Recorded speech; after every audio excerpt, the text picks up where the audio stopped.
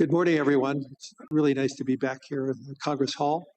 Hopefully everybody had a good day yesterday and are enjoying it today. It is my real pleasure to introduce Jensen Huang, who is somebody I admire, somebody I've watched, and somebody who has been a teacher to me on the journey of learning about technology and AI. It is amazing watching how he led NVIDIA. And I don't measure myself on comparisons, but I like this one comparison. So since NVIDIA has been public, which was in 1999, same year as BlackRock. Oh boy. Okay. Now, NVIDIA's total return for its shareholders has been a compounded 37%. Just think about that. What would that mean to every pension fund if they invested in NVIDIA as an IPO? The amount of successes we have with everybody's retirement. At the same time, BlackRock's annualized total return has been 21%. Not so bad for a financial services company, but it certainly pales. But that is just a really great indication of Jensen's leadership, the positioning of NVIDIA, and also it is a great statement about what the world believes in the future of NVIDIA. So Jensen, congratulations on that journey, and I know we have many more years of that journey ahead of us. Thank you. I appreciate that. My only regret was at the IPO, after the IPO, I wanted to buy my parents something nice. And so I sold NVIDIA stock at a valuation of $300 million. The company was at a valuation of $300 million, and I bought them a Mercedes S-Class. It is the most expensive car in the world. They regret it. Do they still have it? Oh, sure. Yeah, they still have it. Yeah. Good. Let me go into the subject matter now, but I just want to say, the debate on AI is about how it's going to change the world and the global economy. Today, I want to talk about how AI can add to the world economy and how AI can increasingly become a foundational technology that everyone in this room can be utilizing, enhancing our lives, enhancing the lives of everyone in the world. And we need to talk about how it's going to reshape productivity, labor, infrastructure across virtually every other sector. But importantly, how it's going to reshape the world, and how can more segments of the world benefit from AI? And how can we ensure that we have a broadening of the global economy, not a narrowing of the global economy? And I can't think of another person who has a clearer view on not just what AI is, but the infrastructure around it, the infrastructure that is necessary to build around it. And because so many of the major hyperscalers are utilizers of what NVIDIA creates, and the whole engagement around the infrastructure around AI, the potential of AI. I think we have a great voice to listen to this afternoon or this morning. So Jensen, once again, thank you. This is his first time here at the World Economic Forum in Davos, and I know you have a really busy schedule, so it's thank you for taking that time. I appreciate that. So let me go right into it. Why do you believe that AI has the potential to be that significant engine of growth? And what makes this moment, this technology, different than past technology cycles? Yeah, this is first of all, when you think about AI and you're interacting with AI in all these different ways, ChatGPT, of course, using Gemini, of course, using Anthropic, Claude, of course, and the magical things that it could do, it's helpful to reason back to the first principles of fundamentally what is happening to the computing stack. This is a platform shift. A platform is something where applications are built on top of. And this is a platform shift like the platform shift to PCs. New applications were developed to run on a new type of computer. Platform shift to the internet, a new type of computing platform, hosted all kinds of new applications. A platform shift to mobile cloud. In each and every one of these platform shifts, the computing stack was reinvented and new applications were created. This is a new platform shift in the sense that today you're using ChatGPT. It's important to understand that itself is an application, but very importantly, new applications will be built on top of ChatGPT. New applications will be built on top of Anthropic Claude, for example. And so it's a platform shift in that way. AI is really easy to understand if you realize what it can do that you could never do before. Software in the past was effectively pre-recorded. Humans would type and describe the algorithm or the recipe for the computer to execute. It was able to process structured information, meaning you've got to put the name, the address, their account number, their age, where they live. You create these structured tables that software would then go and retrieve information from. We call it SQL queries. SQL is the single most important database engine the world's ever known. Almost everything ran on SQL before now. Now we have a computer that can understand unstructured information, meaning it can look at an image and understand it. It could look at text and understand it. It's completely unstructured. It could listen to sound and understand it, understand the meaning of it, understand the structure of it, and reason about what to do about it. And so for the first time, we now have a computer that is not pre-recorded, but it's processed in real time, meaning that it's able to take the context of the circumstance, whatever the environmental information, the contextual information, and whatever information you give it, it could reason about what is the meaning of that information and reason about your intent, which could be described in a really unstructured way. You describe it however you want to describe it. We call it prompts, but you describe it however you like to describe it. And to the extent that it can understand your intention, it could perform a task for you. Now, the important thing about this is that because we're reinventing that entire computing stack, the question is, what is AI? You're asked, when you think about AI, you think about the AI models. But it's really important to understand industrially, AI is actually essentially a 5-layer cake. At the bottom is energy.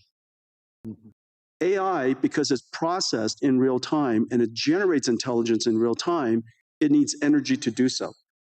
Energy is the first layer. The second layer is the layer that I live in. It's chips and computing infrastructure. The next layer above it is the cloud infrastructure, the cloud services.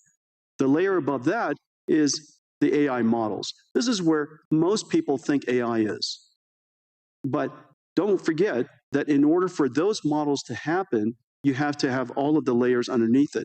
But the most important layer, and this is the layer that's happening right now, the reason why last year was an incredible year, frankly, for AI, is that the AI models made so much progress that the layer above it, which is ultimately the layer that we all need to to succeed, the application layer above that.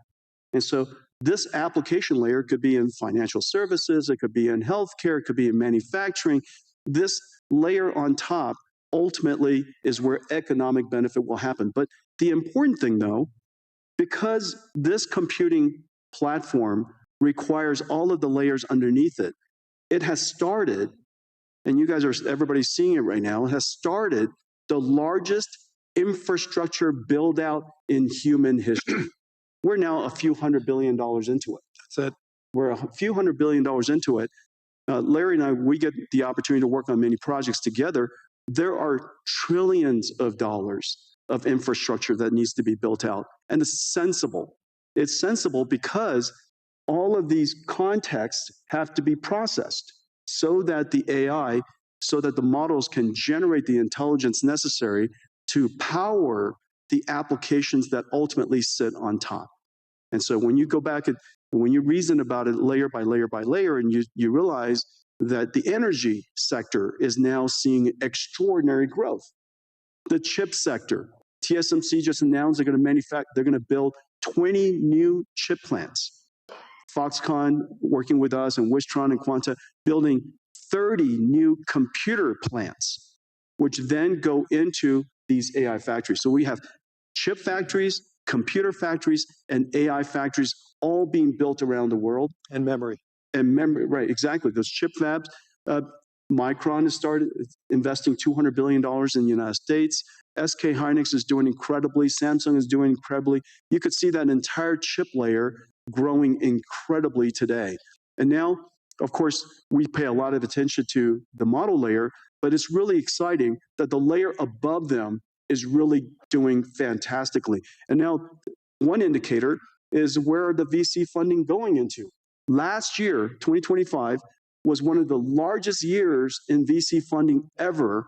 And last year, most of the funding went to what is called AI native companies. These are companies in healthcare, they're company in robotics, and company in manufacturing, financial services, all of the large industries in the world. You're seeing huge investments going in to those AI natives because for the first time, the models are good enough to build on top of. So let's just dive a little further. Obviously, everybody, I'm sure, uses their own chatbot and getting information. So, but you're talking about the dispersion of AI is going to be the key. Let's talk about it, like go into a little more upside ideas related to the dispersion of it in the physical world. You mentioned, obviously, healthcare is a great example of that. But where do you see the transformational opportunities in areas like transportation or science? Well, last year, I would say last year, I would say three major things happened in AI, in the AI technology layer, the model layer. The first one is that the models themselves started out being curious and interesting, but they hallucinated a great deal. And last year, we can all reasonably accept that these models are better grounded. They could do research.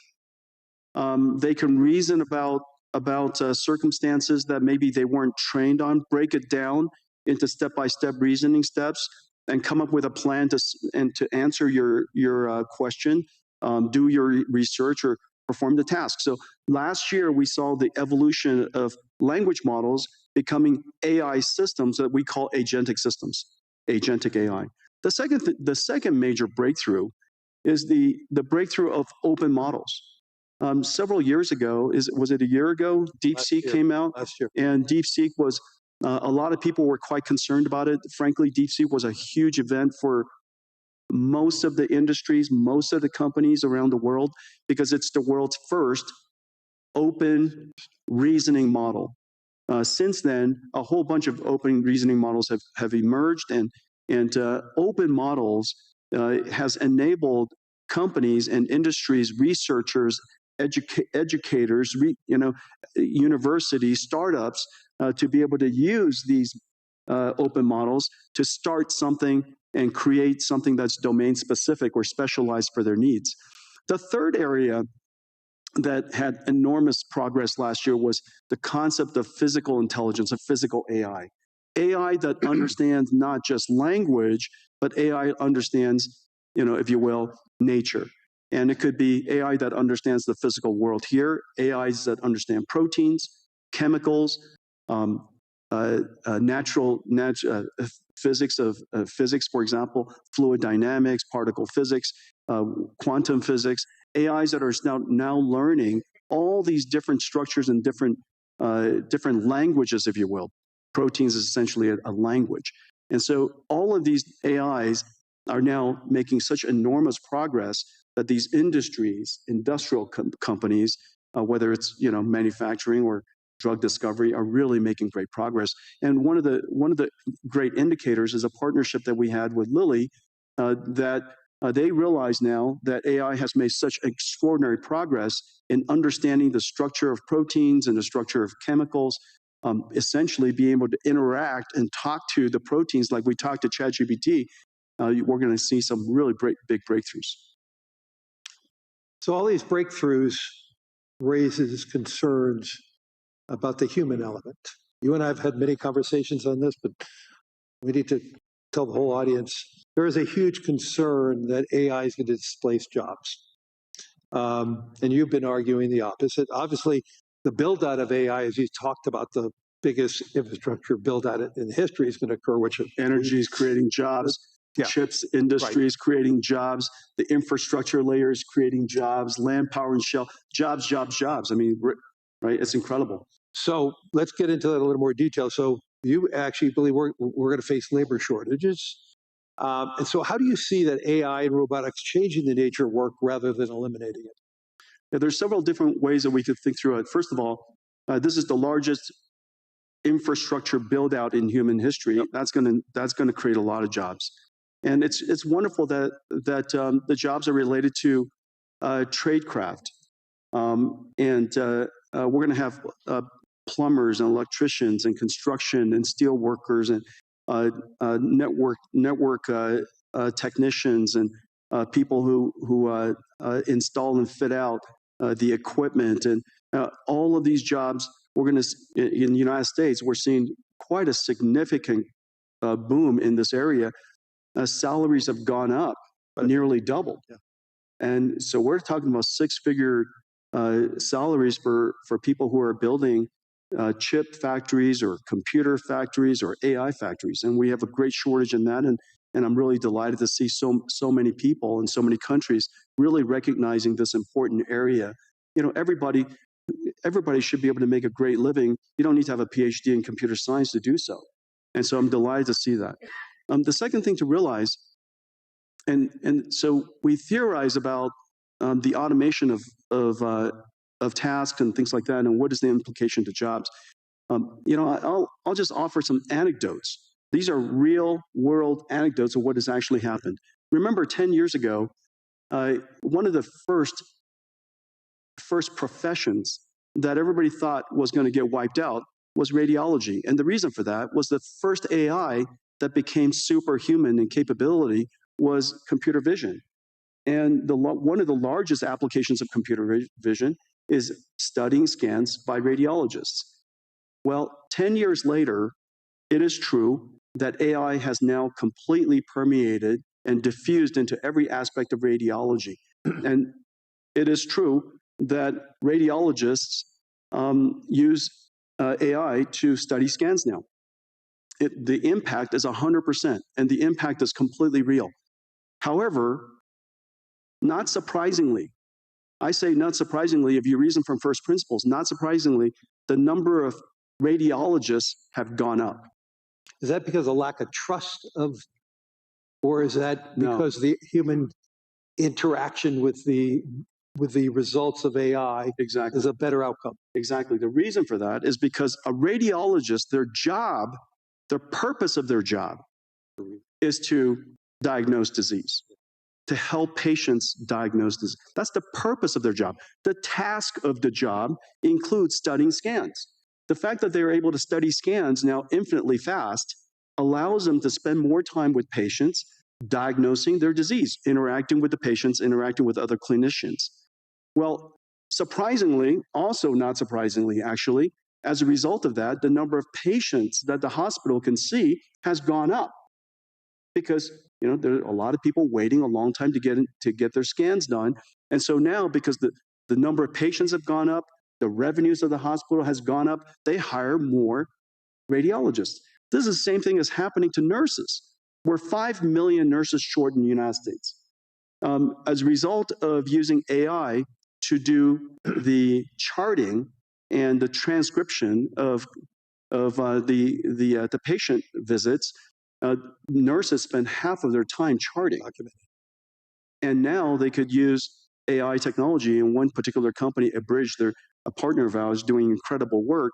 As a result of that, the nurses could spend more time visiting patients. Human touch. That's right. And because you could now see more patients, and we're no longer less bottlenecked by the number of nurses, more patients could get into the hospital sooner. As a result, hospitals do better, they hire more nurses.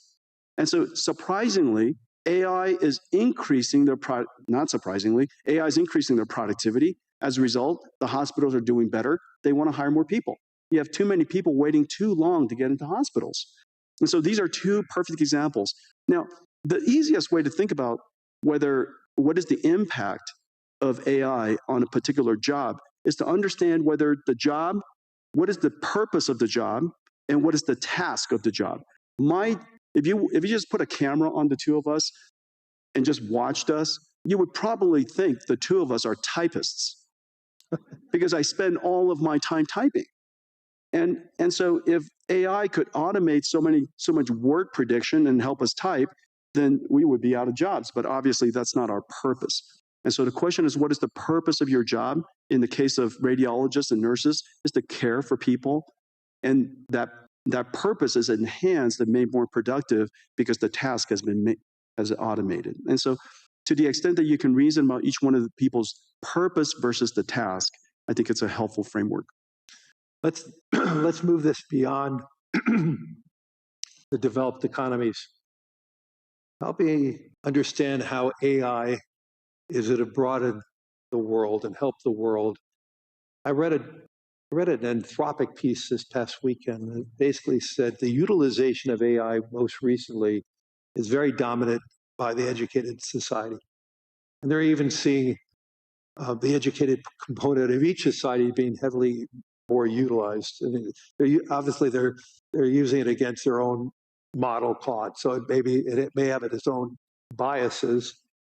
So how do we ensure that AI is a transformational technology, maybe like what Wi-Fi and 5G was for the emerging world?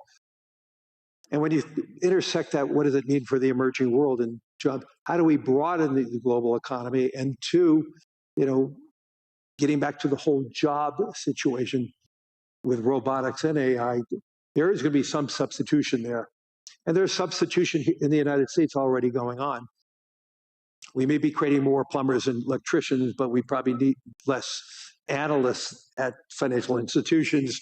Lawyers need less analysts, because they're able to accumulate the data faster. So let's just pivot on to the emerging world for a second, in the developing world. How do you see that play out? Well, first of all, AI is infrastructure, and there's not one country in the world, I can't imagine, that you need to have AI as part of your infrastructure, because every country has its electricity, you have your roads, you should have AI as part of your infrastructure. Of course, you could always import AI, but AI is not so incredibly hard to train these days, and because there are so many open models, these open models with your local expertise, you should be able to create models that are helpful to your own country. And so I really believe that every country should get involved to build AI infrastructure, build your own AI, take advantage of your fundamental natural resource, which is your language and culture, develop your AI, continue to refine it, and have your national intelligence be part of your ecosystem. And so I think that's number one. And number two, remember, AI is super easy to use. It's the easiest software to use in history, and that's the reason why it's the fastest growing and most rapidly adopted. I mean, in just a couple of 2-3 years, it's coming up to almost a billion people. I think, first of all, Claude is incredible. Anthropic has made a huge progress, huge leap in developing Claude. Yep. We use it all over our company.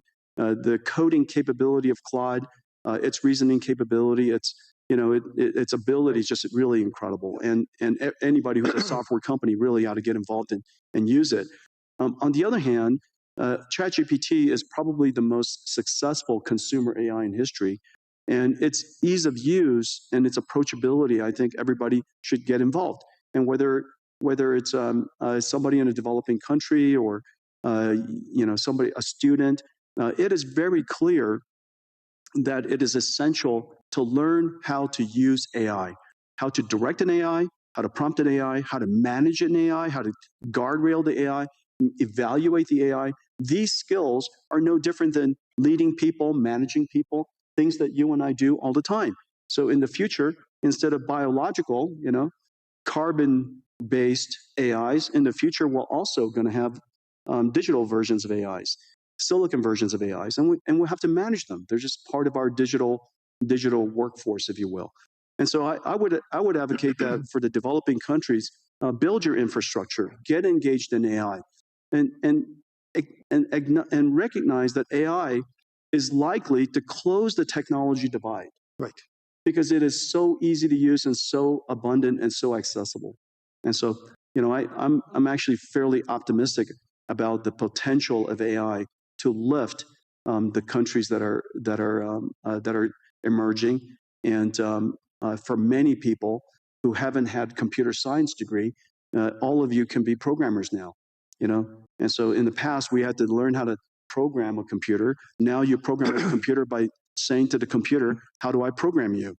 And if you don't know how to use an AI, just go up to the AI and say, I don't know how to use an AI. How do I use an AI?